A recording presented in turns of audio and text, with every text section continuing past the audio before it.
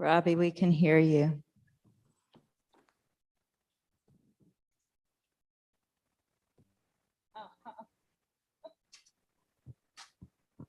We can hear you. Yeah, your mic is on. Hi, everyone. Can y'all hear me? Yep. On YouTube? I mean, not YouTube, Zoom. Yes. Okay. Hello?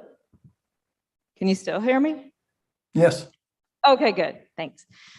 We have a little bit of a delay in getting our sound on, so hang tight, everyone. Okay. We are already streaming live. Okay. All right, I'm going to go ahead and test the video real quick to make sure that that sound is going, okay?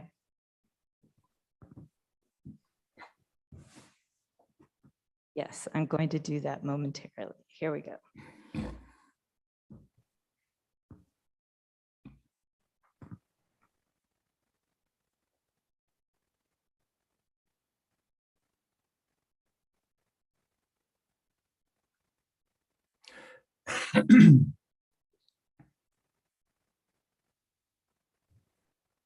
Can y'all hear that on Zoom?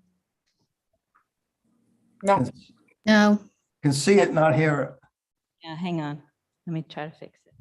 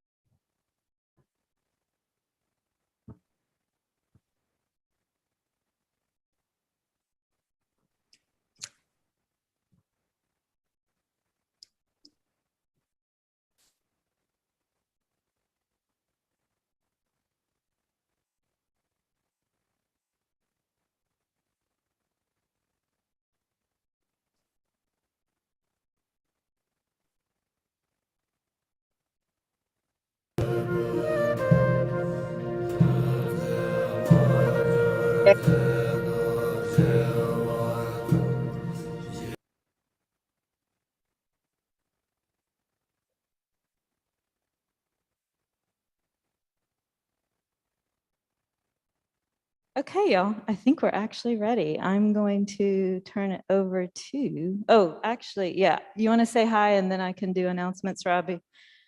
Okay. Okay, so there's Robbie. And we are starting, what are we starting? Transforming problems, which is, yeah, how appropriate. So this is a yeah. If you don't have any problems, you can leave now. Obviously, I need to be here. And so this is a 6-session module. We will be going for 7 weeks because July 4th falls on a Monday and we won't have class on that Monday. So 6 sessions of actual class. And if you would like for me to explain how to find our course materials, because this question typically does come up. So I am going to share my screen, and basically you would sign into kadampa-center.org, and then you would put a / and then user. Let me see where it is.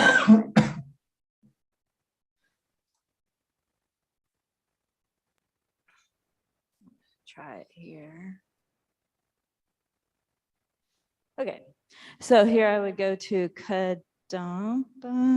Usually it comes up, sorry.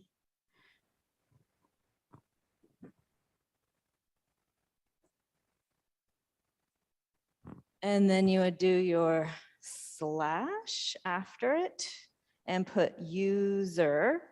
And this is where you would enter your information that you should have received once you registered for class. And Aaron, I'll show you how to do that later since I don't think you've registered yet. And so once you're here, then you would, let me get rid of that. Okay, you would scroll down. So that's very important because you don't see it yet. So scroll down and then you're going to type in your username. And for Discovering Buddhism, it is db-participant. And then you're going to enter the password that you will have received in your email.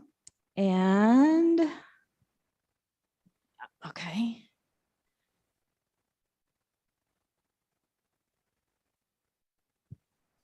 And sorry to take up time doing this, but it does help as far as being able to access the course materials. So you would enter that password, and then that brings you to this screen here, Discovering Buddhism material, which is really meant for Discovering Buddhism students who have enrolled in the Kadampa Center's course. And so all the information you need for Discovering Buddhism course is here, and it is added by module. So here's Discovering Buddhism, Module 11, Transforming Problems.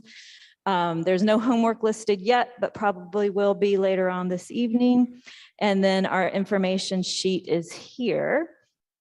And this information sheet has everything you need to know. So our instructor is Robbie Watkins. I'm the program manager.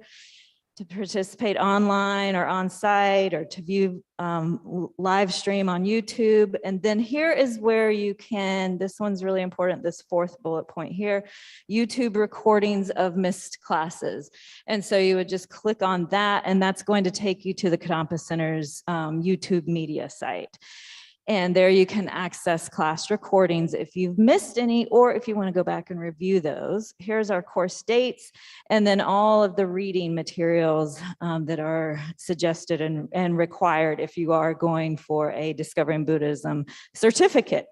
If you are interested in going for a Discovering Buddhism certificate, that is issued by the FPMT, which is the Foundation for the Preservation of the Mahayana Tradition. So if you scroll all the way down, all that information on how to obtain that certificate is here. So we don't issue those certificates through the Kadampa Center, but that would be done through the FPMT. All right, all of our programs here at the Kadampa Center are done free of charge. We would like the Dharma to continue to be free and available to anyone and everyone. But if you are moved to help support our programs and keep our building open and running, you can always donate in any number of ways, online, by texting, dropping cash or checks either in our donation boxes here on site or by check to the Kadampa Center. So lots of different ways to give. And as always, that generosity would be greatly and very much appreciated. And any amount is fine. And don't feel like you have to give. Okay, so I know that was a quick overview, but I'm going to go ahead and close that out and go ahead and turn it over to Robbie now, if you're ready, Robbie. Okay, I'm on. Okay, welcome everyone. Good evening. Am I going to get Zoom people here on the screen in front of me, Chris? Thank you. Just a moment.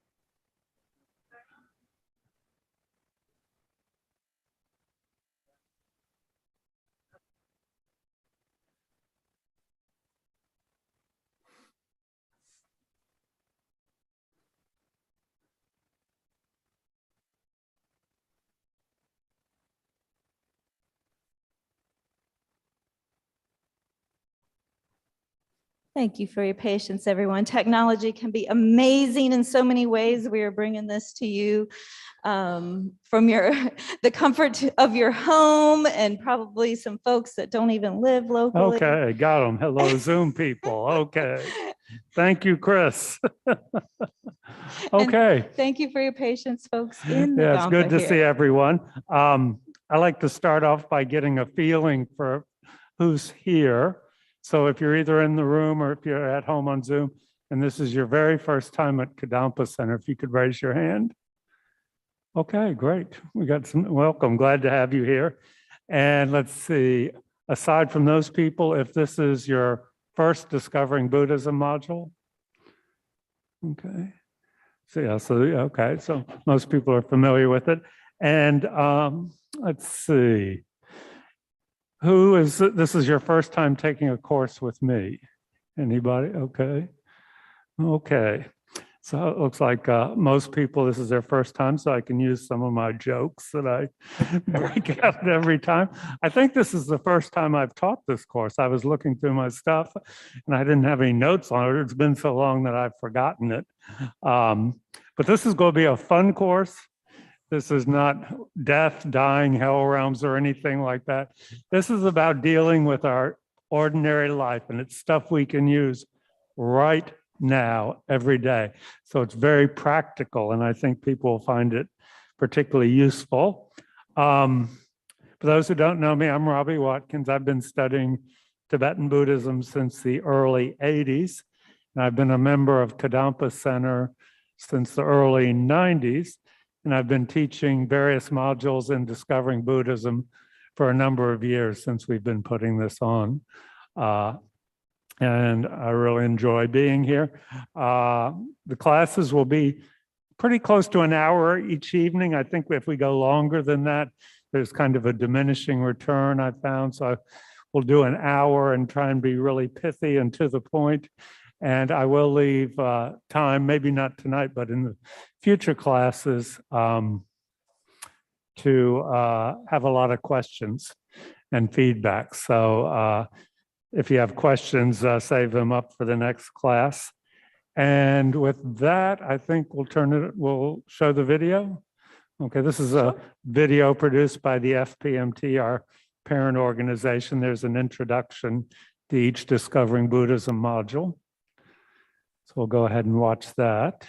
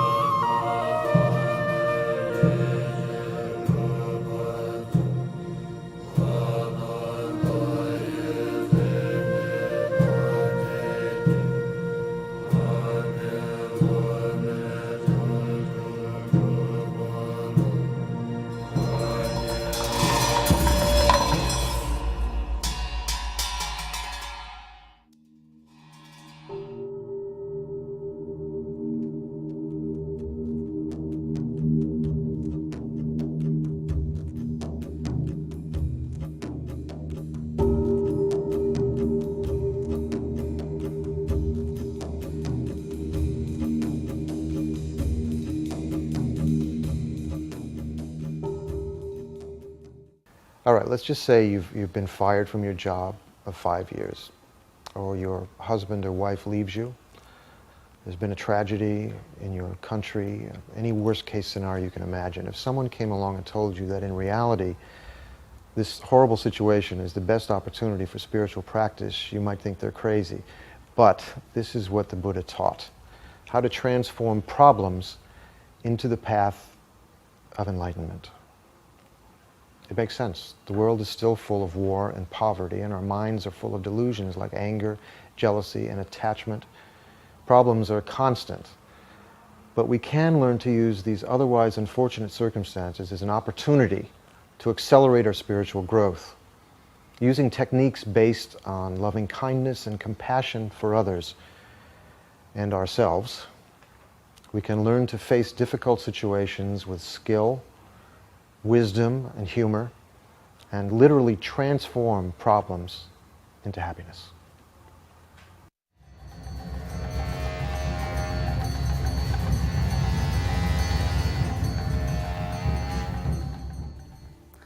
Transforming suffering into the path to enlightenment is at the very heart of the Buddha's Mahayana teachings.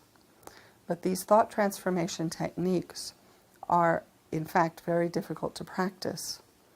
When they were first taught, they were kept secret for that very reason, because of their difficulty. Thought transformation techniques are based in bodhicitta, and therefore it's essential when one receives these teachings to receive them with a mind imbued by bodhicitta, the attitude wishing to attain enlightenment as quickly as possible, in order to understand thought transformation correctly. Therefore, for that reason, generate in your mind now a strong intention to achieve enlightenment as quickly as possible in order to bring to enlightenment all other suffering mother sentient beings quickly.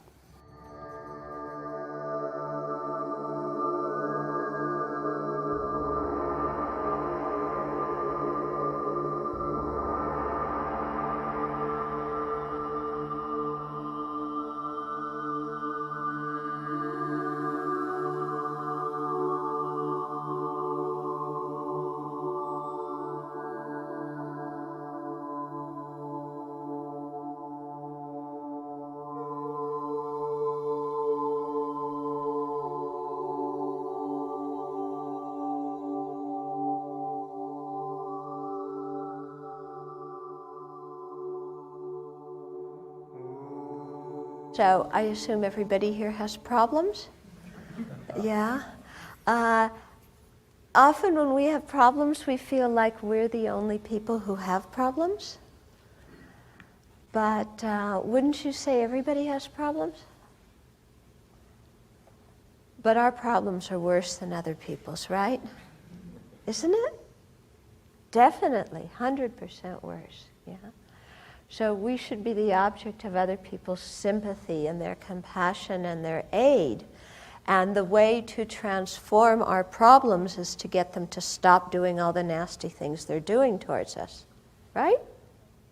That's not actually transforming our problem, that's throwing the problem at the other person, okay? Telling them that they're the source of our problem, and believing it ourselves, that other people are the source of our problems.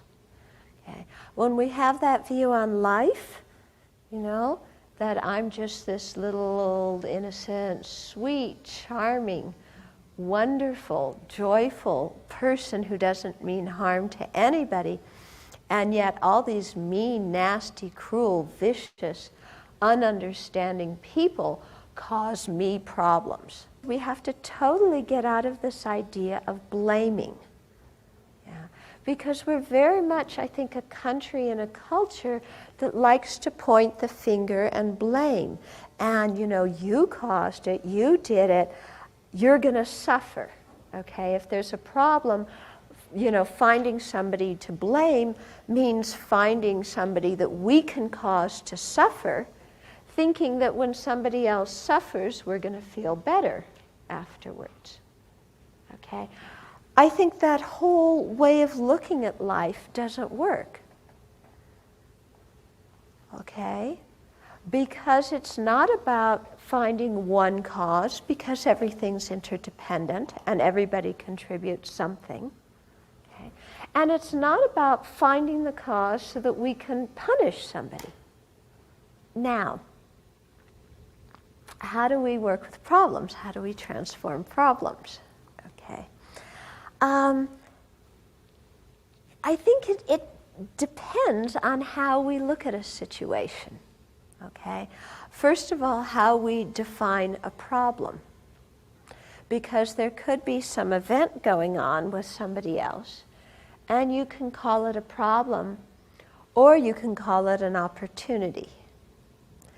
And this is kind of the difference between whether we're looking at things in a worldly way or whether we're looking at them in a spiritual way.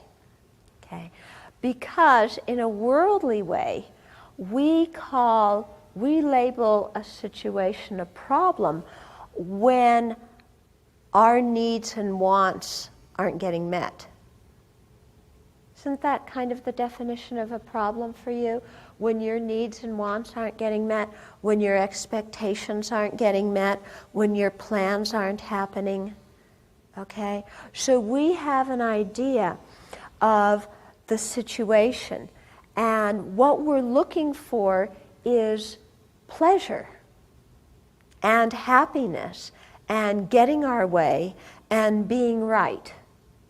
Okay? That's kind of what our goal is. Yeah? Our goal in a situation is my happiness. When the goal of my happiness, and preferably my happiness now rather than later, okay, when that goal is frustrated, we call that a problem.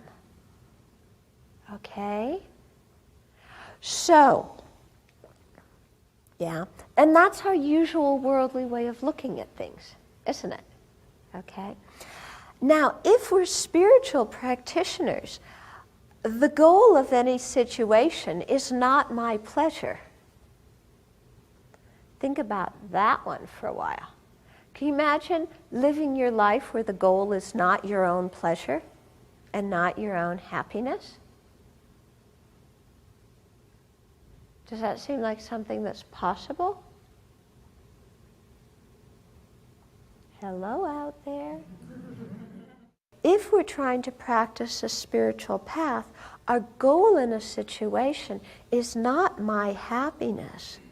Our goal is to learn. Okay?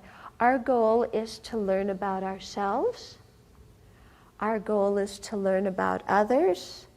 Our goal is to, through this learning, be able to purify our own mind and develop our own good qualities.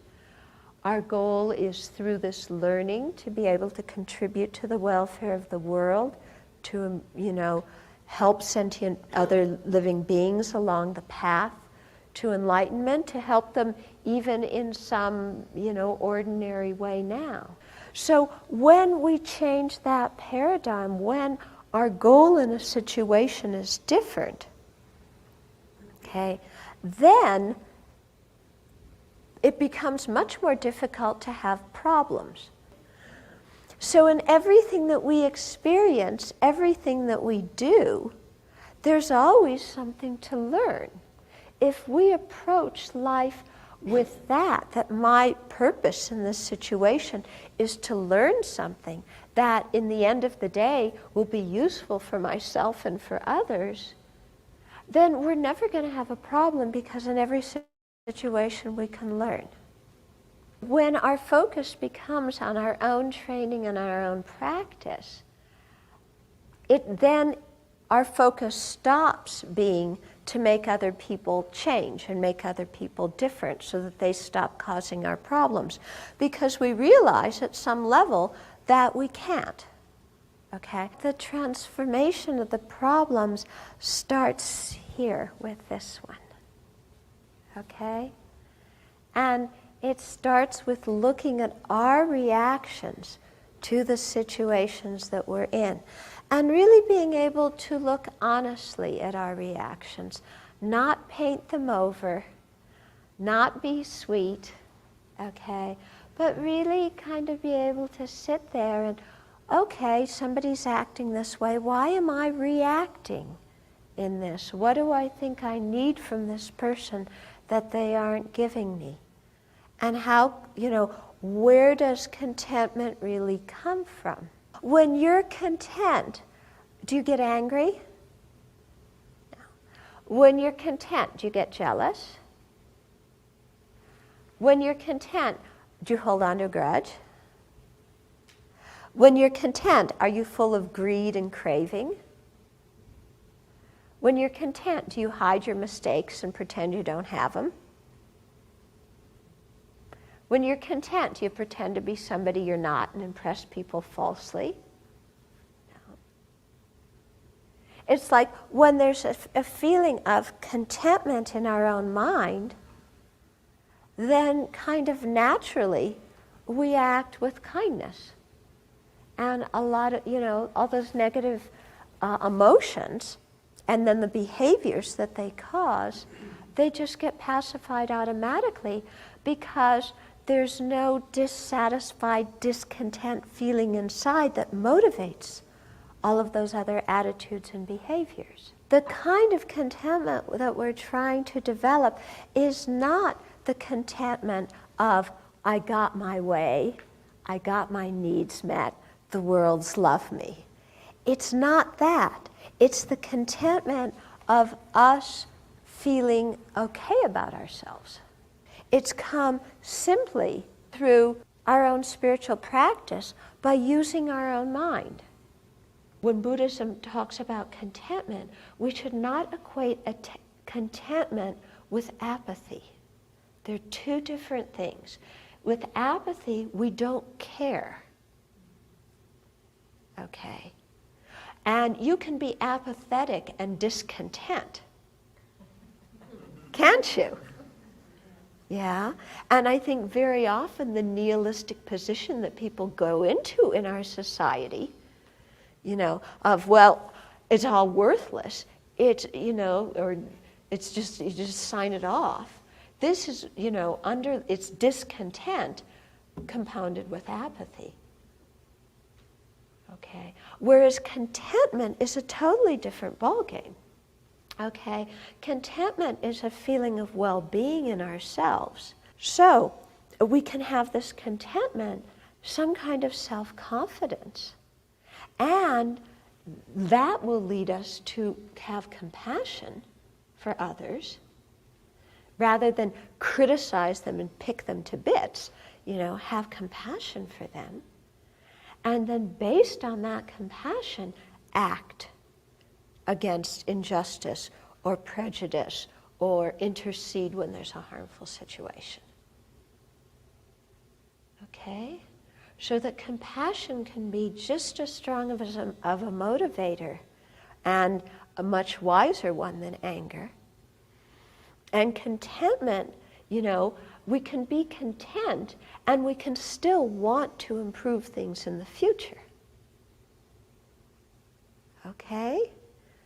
There's a sense of well-being in ourselves that doesn't depend on how the world treats us. Okay? There's a sense of well-being in the self that comes through our own spiritual practice. So there's an inner sense of contentment that isn't dependent upon getting what we want, having people like us and love us and appreciate us and tell us we're right and intelligent and blah, blah, blah. Okay? So, but on the basis of that inner sense of contentment, it doesn't mean that we eschew the rest of the world and block it out and fall into apathy. Okay? Because again, motivated by compassion, we can still act to remedy injustice, remedy discrimination, but the way we do it is not going to be in an angry way.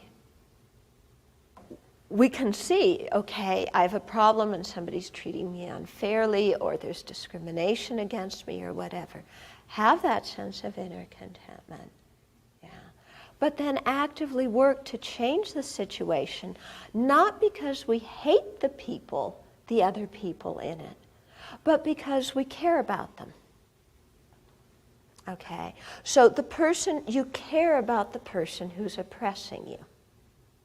You care about the person whose political ideas you think are totally corrupt.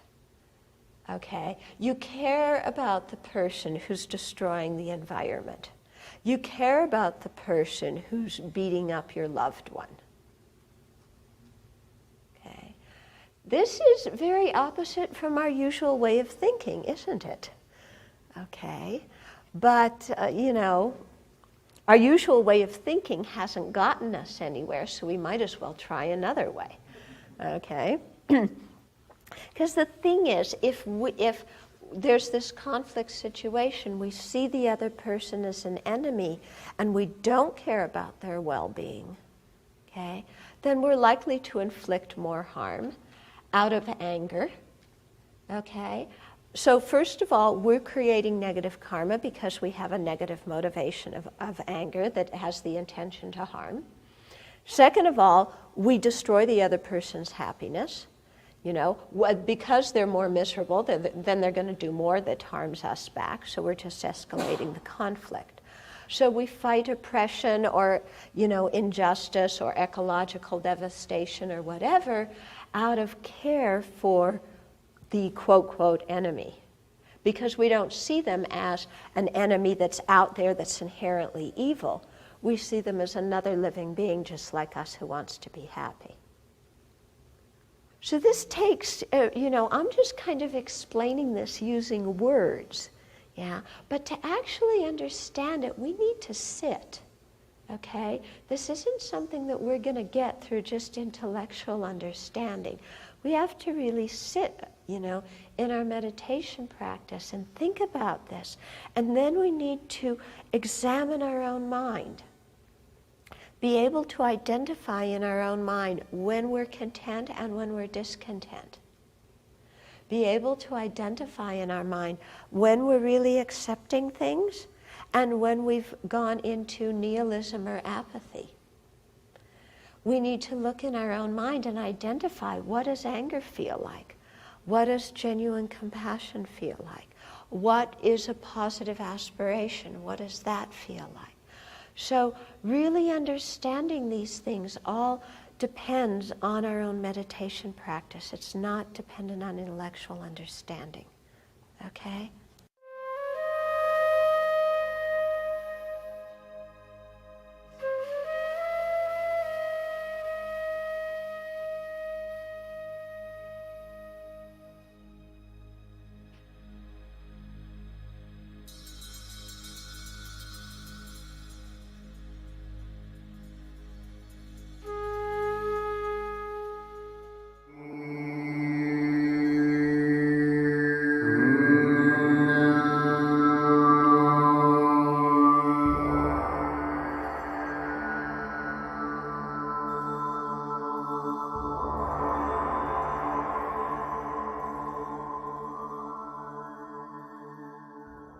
You know, in order to be able to work with, you know, a problem or a difficult situation, in the sense that it doesn't, you know, upset you or make you angry or like that, it's not so much that one part of it is having an antidote at the time, you know, or using a technique at the time, right?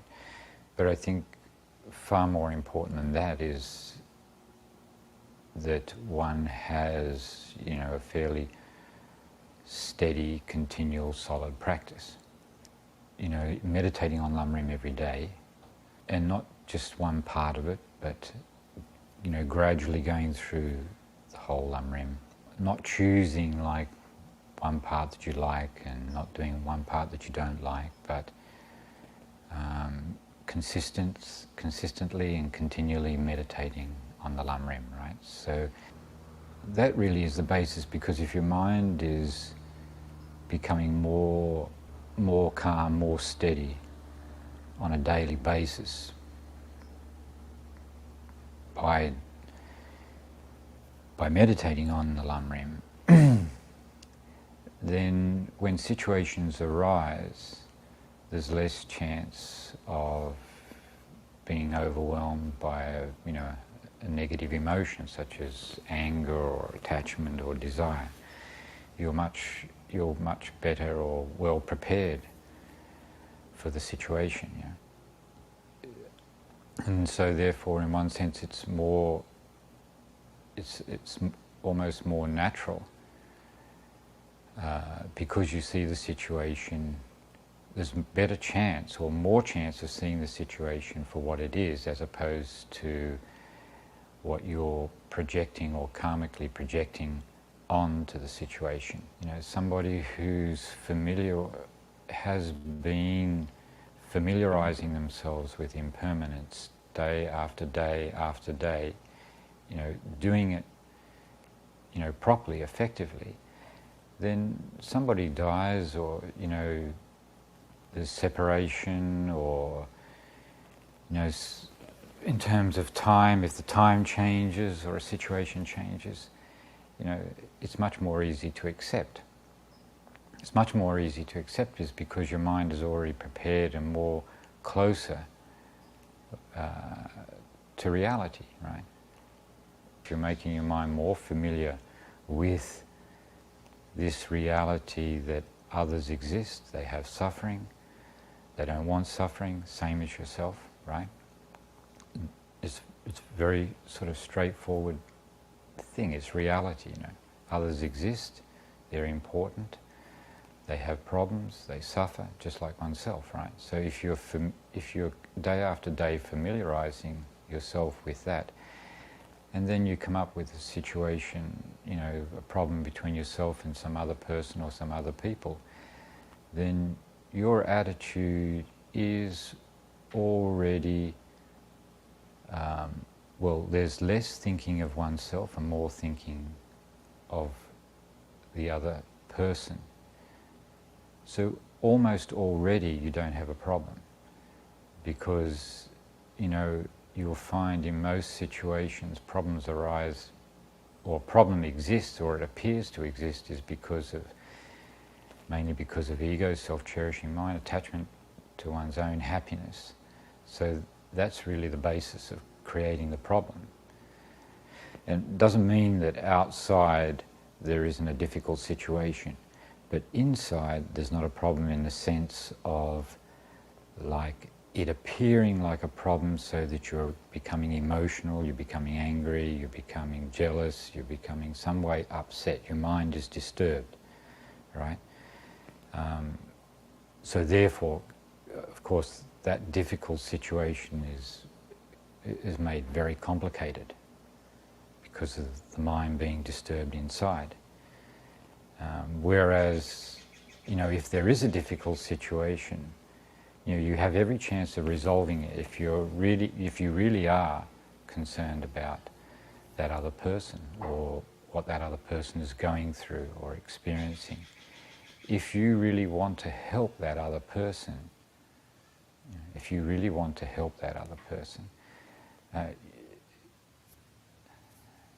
there's not a problem. The situation still can be difficult, but there's not really a problem. I mean, your mind is not disturbed or unhappy.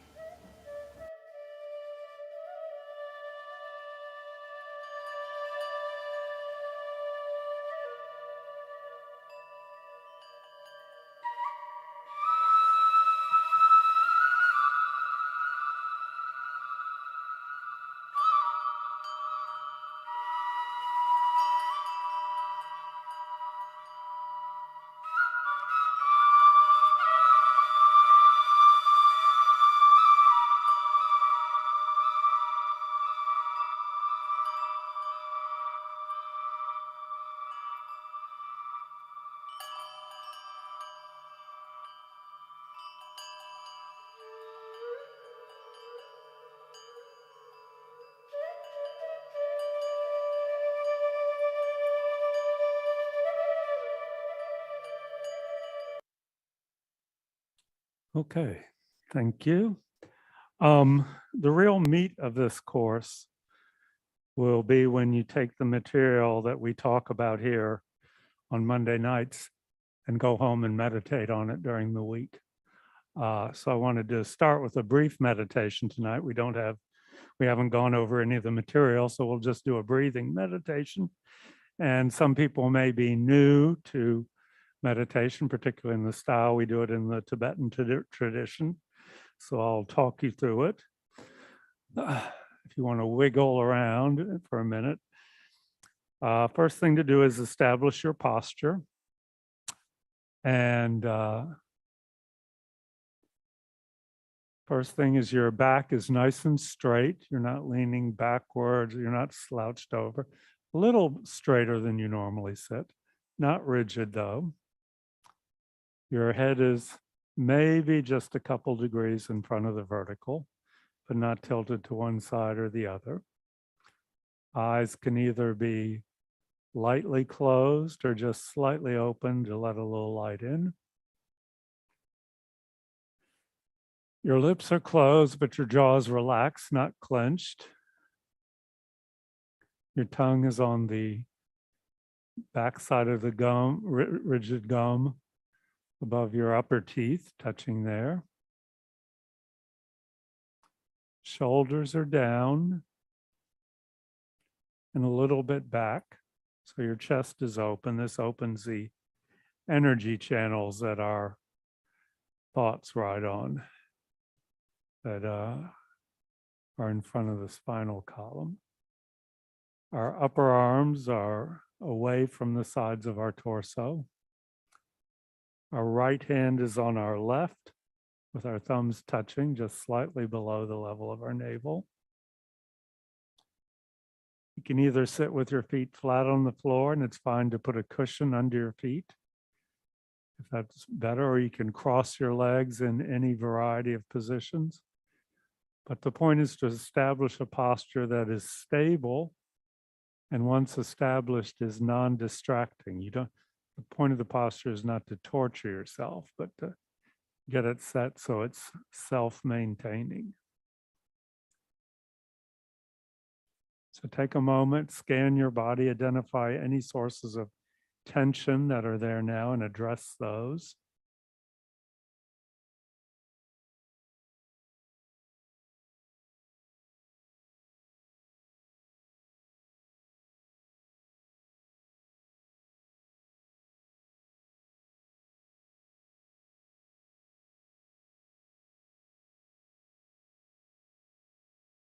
And to help settle your mind and become a little bit more focused, take 3 deep breaths from the abdomen with the stomach expanding on the in-breath and contracting towards your spine on the out-breath. Just do that 3 times.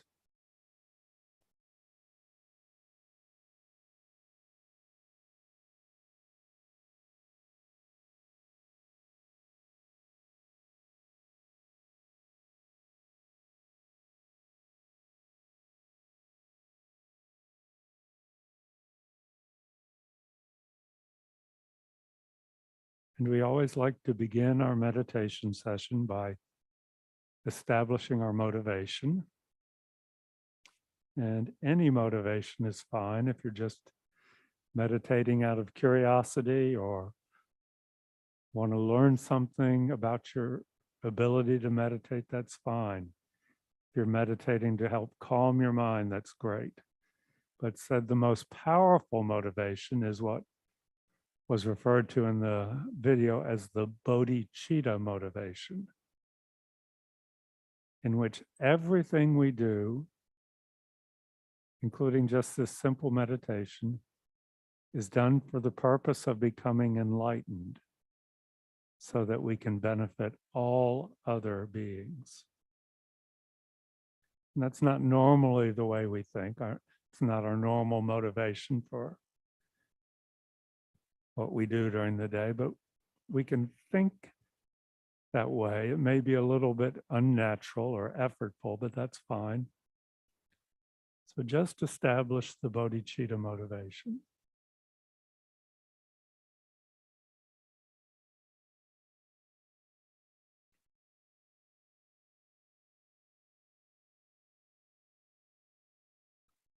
And having set our motivation, now we're just going to do a simple concentration meditation.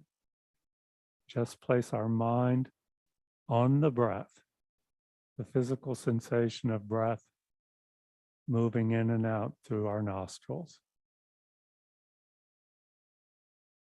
A little bit of cool air coming in, going out. We just pay attention to that. We're not describing it to ourselves. We're not thinking about it. It's just direct experience. Mind, breath. Mind on the breath. And we just stay with that. And every time our mind wanders, as it inevitably will, we just gently bring it back. We're not hard with ourselves. We just come back to the breath over and over and over again. And that's the meditation we'll do for the next few minutes.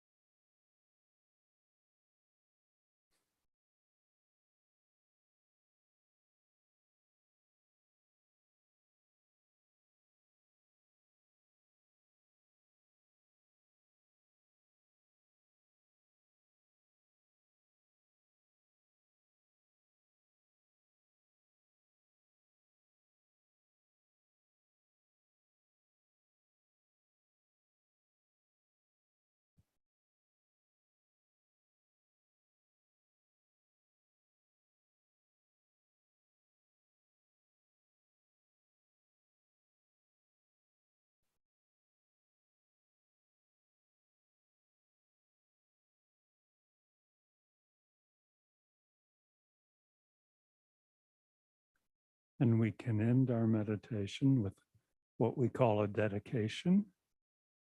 We acknowledge that we've done something a little bit out of the ordinary. And even this brief meditation has made a positive imprint on our mind stream. And we think, may that positive energy not be lost but may it ripen in the future in a way that benefits all sentient beings.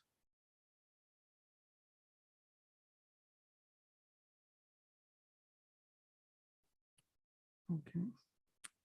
If I write on the whiteboard, will the Zoom people be able to see me? Okay.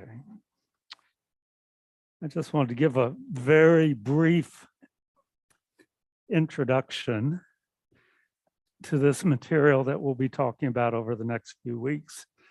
Kind of put it in where it fits in all of the Buddha's teachings. So we have the historical figure of the Buddha, who lived 2,000 years ago in northern India. And he did what a Buddha does, which is to teach. So he gave hundreds and hundreds and hundreds of oral teachings. And there's all sorts of different ways to organize them or wrap your mind around them. And one way, is to divide them up into teachings on wisdom, which refers to seeing reality as it is, and then teachings on compassion, which is developing the wish that others be free from suffering. And those are the two essential qualities of enlightenment, the state of a Buddhahood. You're saying you need to develop wisdom, you need to develop compassion. Whereas a teacher came here and said, you got to be smart and you got to be nice. Just one doesn't cut it. You got to be smart and nice to become a Buddha.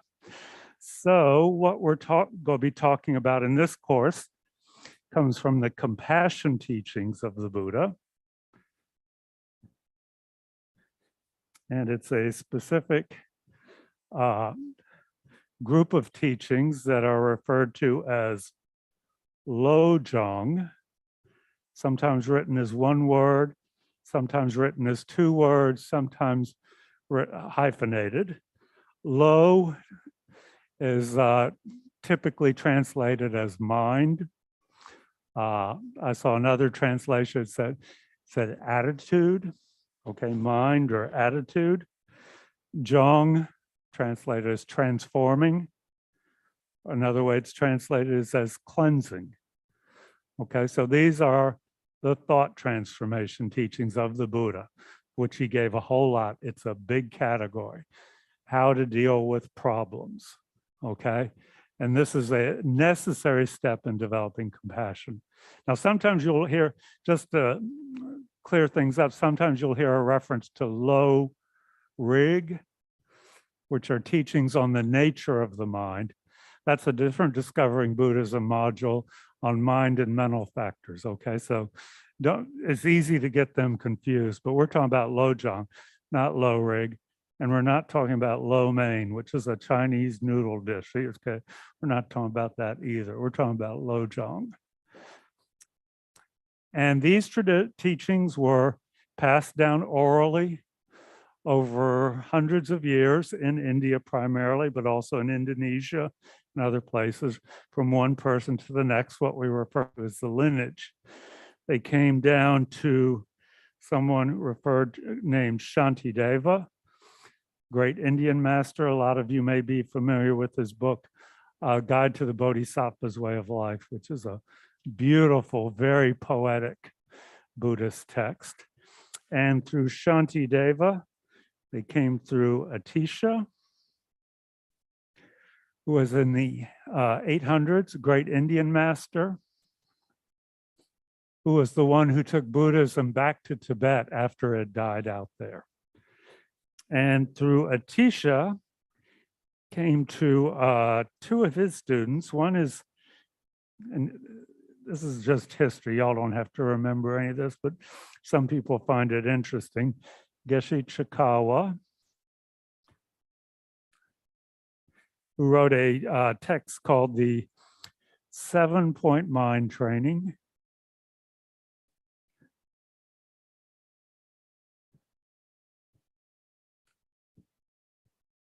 And The other one is Longri Tampo, Tangpa. He lived about 1000, I think, 1000 AD. And his text was 8 verses of thought transformation. So what they're doing is they're taking the teachings that they received and organizing them in a way for others to benefit from. But it is the actual teachings of the Buddha that have come down. And since these two wrote there are lots and lots of thought transformation texts, but they're people who write books about their text and books about the books about their text, and what we refer to as commentaries. For example, His Holiness the Dalai Lama has written several books on the 8 verses of thought transformation. But these are the two texts you hear talked about a lot because they're both short. This one's about 3 pages, and you can find it online. It's easy to find. But the one we're going to be using is, as the basis of this course, is Longri Tampo's 8 verses of thought transformation. And as you become familiar with Tibetan Buddhism, you find everything is numerated. There are going to be 8 of this and 7 of that and 5 of that. So the root text for this course is the 8 verses of thought transformation, and it's in the readings that you'll find online. And it's very short. It seems quite simple, but it's actually quite profound. And I am just going to read it through one time this evening so you can get a sense of where we'll be going in this class. So 8 verses. The first verse is, determined to obtain the greatest possible benefit from all sentient beings who are more precious than a wish-fulfilling jewel, I shall hold them most dear at all times. First verse. Second, when in the company of others, I shall always consider myself the lowest of all, and from the depths of my heart hold others dear and supreme. 3, vigilant the moment a delusion appears in my mind, endangering myself and others, I shall confront and avert it without delay. Whenever I see beings who are wicked in nature and overwhelmed by violent negative actions and suffering, I shall hold such rare ones dear as if I had found a precious treasure. When, out of envy, others mistreat me with abuse, insults, or the like, I shall accept defeat and offer the victory to others. When someone whom I have benefited and whom I have great hopes gives me terrible harm, I shall regard that person as my holy guru.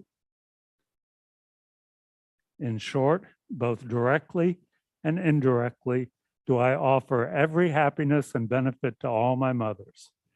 I shall secretly take upon myself all their harmful actions and suffering. Undefiled by the stains of the superstitions of the 8 worldly concerns, may I, by perceiving all phenomena as illusory, be released from the bondage of attachment. So that's the entire text. We'll be going through that verse by verse over the next 5 weeks. And then during the week at home, you'll meditate on that and see if you can come to some understanding of what it means for you. One of our visiting teachers said that Buddhism is really just about developing new habits. Okay, what we're talking about here is abandoning those mental habits that don't work, that cause us problems. We'll talk more about this next week, but are typically thoughts motivated by anger, attachment, and ignorance, and replacing them with thoughts motivated by love, compassion, patience, generosity. And we'll talk next week about why we want to do that. But the whole point of the Buddhist philosophy of the mind is that that is possible. Okay, we've got some very strong habits of thinking in certain ways, but none of that is fixed and permanent in our mind. Any of it can be changed. And this is what happens in meditation. We abandon the old ways of thinking and we replace them with ways of thinking that are the cause of happiness and ultimately enlightenment. So lots of times we think we're kind of stuck with this mind we have that we can't really do. And this is just, this is not a superficial practice that we're trying to fool ourselves into thinking we're happy when we're not, or we don't have problems when we do. It's about really changing the thoughts that arise in our mind. So the thoughts that cause suffering no longer arise. And the thoughts that cause happiness arise spontaneously and without effort.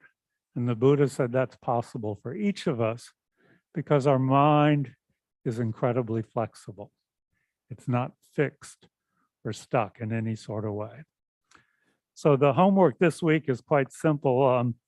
If you don't have a meditation practice, I'd like you to begin one, and it's identify your meditation site and the time of day that you're going to do it.